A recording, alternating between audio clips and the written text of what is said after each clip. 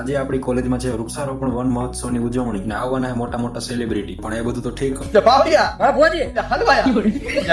મારા બધા સાથીઓને જય ભીમ, નમો બુદ્ધાય. આજે છે મારા ચેલેન્જનો 43મો દિવસ. સવારમાં ફ્રેશ થઈને પાણી પીધું, ડ્રાય ફ્રૂટ્સ ખાધા. વર્કઆઉટ કરવા હું આજે વહેલો નીકળ્યો હતો કેમ કે 8 વાગે જવાનું મારે કોલેજના કાર્યક્રમમાં. આ અંધારાને જોઈને તો મને એક જ વિચાર આવે,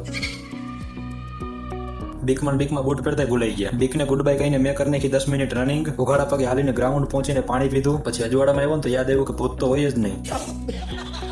પછી કરી મેં પેટી, થોડાક જમ્પ, પછી પુશઅપ. મજા ન આવી તો થોડાક વધારે પુશઅપ. પછી પાણી પીને 50 બીમ માર્યા હતા. મોદી સાહેબનો ફોન આવી ગયો. મને કે બહુ સારું કામ કરસ. મેં કીધું સારું, વર્કઆઉટ પછી ફોન કરું. Leg raises. છેલ્લે પથ્થર ફેરવીને હું નીકળી ગયો હોસ્ટેલ બાજુ. રૂમે આવીને ક્રેટીન પીધું. પછી અમે નીકળી ગયા કાર્યક્રમમાં રોપા વાવવા. આ રંગોળી કરવાનું કારણ તમે મને કમેન્ટમાં જણાવજો. બપોરે જમીને અમે બધાએ મળીને રોપાનું અધૂરું કામ પૂરું કર્યું. છેલ્લી પરંપરા પ્રમાણે આ સુશોભન વીખીને આપણે હાવ થાકી ગયા હતા, પણ તો એક ટાસ્ક પૂરો કરી લઈએ. મરાઠી દલિત સાહિત્યમાં જેવી પાટીલ દ્વારા લખેલી 4 કવિતા વાંચી. સાંજે જમીને ચાલુ કર્યું બીજું વર્કઆઉટ. નોર્મલ પુશઅપ, તે પછી chest press, single under hand, તે પછી lat pull down, shoulder press, લાસ્ટમાં રશિયન ટ્વિસ્ટ કરી વર્કઆઉટ કરી દીધું પૂરું. પછી પાણીનું ટાસ્ક પૂરું કર્યું. આજના બધા ટાસ્ક થાય છે કમ્પ્લીટ. બોલો જય ભીમ, નમો બુદ્ધાય.